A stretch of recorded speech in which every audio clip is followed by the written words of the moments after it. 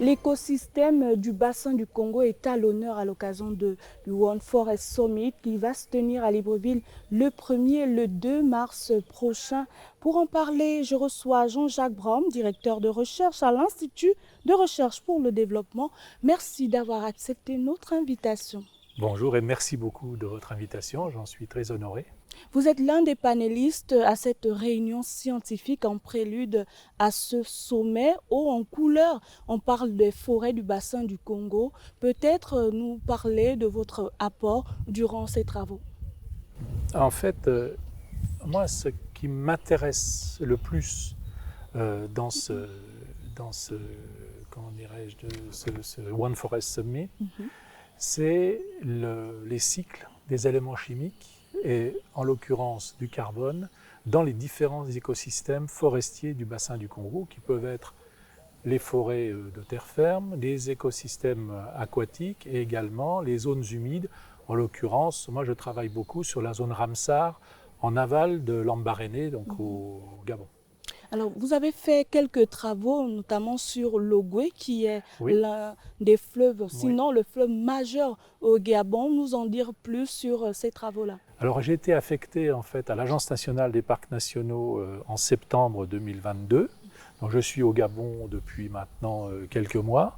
Auparavant, j'habitais au Cameroun, où je menais des études également sur les écosystèmes forestiers du sud Cameroun. Et donc au Gabon, je développe un projet dans le cadre d'un programme qui s'appelle le Belmont Forum. Et on travaille plus spécifiquement sur les transferts de carbone depuis la végétation, en passant par les sols et vers les réseaux hydrographiques, et également les lacs de la zone estuarienne de l'Ogooué. Alors comment ça fonctionne pour les personnes qui sont néophytes? Néophyte, le carbone est stocké dans les arbres. Après, les arbres produisent des feuilles qui se décomposent dans le sol. Après, le carbone passe dans le sol. Alors, il y a une partie qui est réémise dans l'atmosphère, une partie qui est réémise dans les systèmes hydrographiques sous forme de carbone dissous. Et ce carbone dissous est lui à son tour, par l'activité biologique dans les cours d'eau, réémis dans l'atmosphère sous forme de carbone, sous forme de CO2, donc de gaz carbonique. Ce qui fait qu'en fait, on a un équilibre, un bilan entre ce qui est absorbé de l'atmosphère par la végétation et de ce qui est réémis par les rivières. Justement, vous venez de l'aborder. Comment cette séquestration du carbone là, participe à la préservation de l'environnement aujourd'hui? De plusieurs manières. Parce que ce qu'il faut savoir aussi, un fait quand même assez important à connaître, c'est que à l'échelle globale, je parle à l'échelle globale parce que sur les systèmes, justement, les écosystèmes forestiers d'Afrique centrale, par exemple, on ne connaît pas, on ne sait pas encore combien de carbone sont stockés. Enfin, stockés dans la végétation, oui, il y a des chiffres, mais stockés dans les sols, on ne sait pas. Mais à l'échelle globale, ce qui est stocké dans les sols peut être 4 fois supérieur à ce qui est stocké dans la végétation. Donc c'est très très intéressant de travailler à toutes les échelles, dans tous les compartiments de l'écosystème.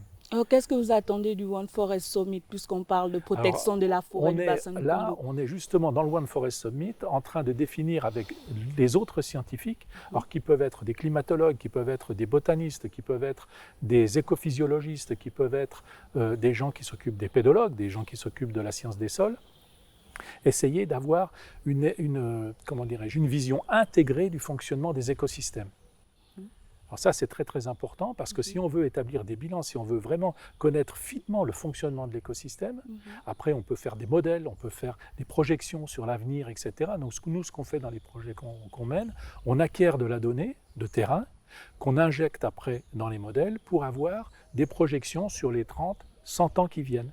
Alors, donc, toutes ces études en fonction des changements climatiques. Voilà, toutes ces études contribuent à ce que les politiques soient bien menées pour la préservation de l'environnement. Mais il y a toujours cet sempiternel problème de financement. Comment trouver les financements pour préserver cette forêt du bassin du Congo qui retient toute l'attention du monde aujourd'hui? Nous, ce qu'on cherche, surtout en termes de, comme vous le dites, en termes de financement, c'est qu'on peut comprendre les choses si on les connaît en profondeur. Donc c'est l'objectif de notre démarche de scientifique, de connaître les choses en profondeur pour apporter la meilleure information aux politiques publiques. Et donc nous, ce qu'on cherche, c'est justement des financements pour mettre en place des systèmes d'observation, des systèmes et même des infrastructures de recherche. Et c'est ce que je fais au Cameroun actuellement, en parallèle de ce que je fais au Gabon, c'est-à-dire on est en train de mettre en place un centre en biogéosciences de l'environnement.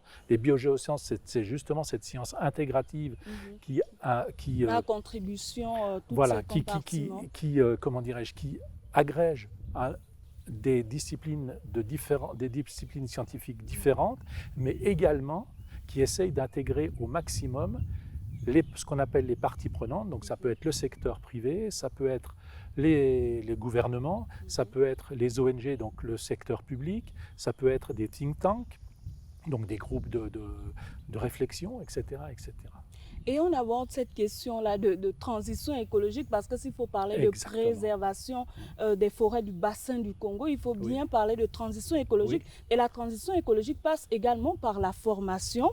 Et vous avez des étudiants gabonais notamment qui travaillent là-dessus. Actuellement, j'ai 2 étudiants gabonais en thèse, dont l'un qui est du Sénarest et une jeune dame brillante qui est de l'USTM, donc l'Université Sciences et Techniques de Massoukou, qui travaille, elle, spécifiquement sur les transferts d'éléments, donc carbone, nutriments, etc., phosphore, nitrate, etc., à l'échelle du bassin de l'Ogoué, et un étudiant qui travaille plus spécifiquement sur les émissions de carbone, donc de CO2 et de méthane également, CH4, de la zone des lacs du Bas-Ogoué. Voilà. Alors plus spécifiquement, est-ce que la forêt du bassin du Congo est réellement aujourd'hui devenue le premier poumon du monde en termes de préservation ou bien de séquestration de carbone? C'est la forêt actuellement la mieux préservée. En extension, je pense que c'est l'Amazone qui est le bassin de l'Amazone qui est le plus développé, la forêt du bassin de l'Amazone. Mais en termes de préservation, de là où on peut encore faire quelque chose, c'est le bassin du Congo. Et alors, que pensez-vous des politiques publiques menées au Gabon en matière de préservation de l'environnement?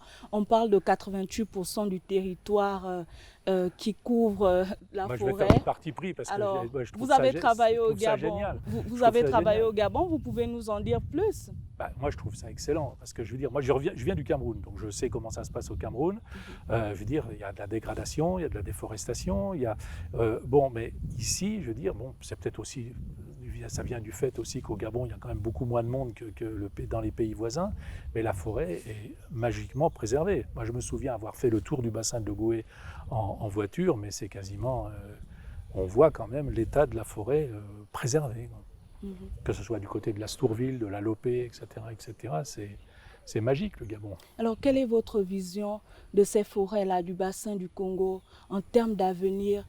Est-ce qu'il y a des risques que ces forêts primaires soient dégradées aujourd'hui ou il faut continuer dans cette préservation-là? En fait, je pense qu'il y a un énorme effort de sensibilisation, de travailler avec les populations, de passer l'information et que nous, scientifiques, ne restons pas dans notre tour d'ivoire et qu'on descende, je veux dire, qu'on ait un langage simple justement pour pouvoir exprimer les choses sur lesquelles on travaille.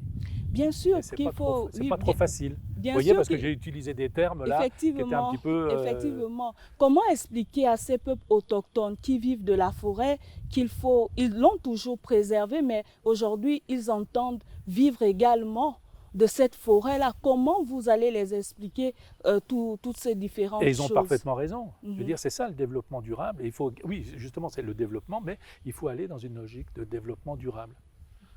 Voilà. Et maintenant, quelles sont vos priorités aujourd'hui, après ces travaux? J'en ai plusieurs. C'est-à-dire aboutir quand même à des choses concrètes avec des résultats probants qui peuvent servir justement aux politiques publiques et puis se rapprocher justement des instances. Si vous pouviez les énumérer. Oh là là, vous me demandez des choses très compliquées. Déjà, avoir un bilan du carbone à l'échelle du bassin de l'Ogoué de façon extrêmement beaucoup plus précise. Moi, ce que je voudrais aussi, c'est aboutir justement à la mise en place de plateformes analytiques qui permettent aux étudiants, aux chercheurs de la sous-région, parce que c'est pas uniquement, si on fait ça au Cameroun, parce qu'on a eu des fonds camerounais, mais ce serait pour une action à l'échelle de la sous-région. Le centre en biogéosciences de l'environnement dont je parle, et c'est de pouvoir former des jeunes, pouvoir avoir des jeunes chercheurs qui soient heureux de travailler dans leur pays, au lieu de s'expatrier quand ils ont leur diplôme, ça arrive souvent, hein, et d'essayer d'avoir un maximum de retour sur investissement, je veux dire, pour la science, quoi, j'entends. Alors, vous avez parcouru tout le bassin du Congo. Est-ce Oui. que vous avez ressenti l'effet de l'homme sur ces forêts? Bien sûr, c'est ce que je disais sur, par exemple, le Cameroun. Moi, quand je suis arrivé au Cameroun, 30 ans en arrière, autour de Yaoundé, on arrivait, on était dans la forêt quasiment tout de suite. Maintenant, il y a une urbanisation croissante, il y a une déforestation, les gens font des champs, et c'est tout à fait logique, parce qu'on augmente la population, donc on augmente l'impact sur l'environnement. Voilà. Alors, est-ce que vous avez un mot de fin, Monsieur Jean-Jacques Brown? Vive le bassin du Congo. Merci, Voilà. merci. Oui, C'est la merci. fin de cette interview. Merci d'avoir accepté notre invitation, Monsieur Jean-Jacques Brown. Je rappelle que vous êtes directeur de recherche à l'Institut de recherche pour le développement. Merci à vous, chers téléspectateurs, de nous avoir suivis. À bientôt sur Gabon 24.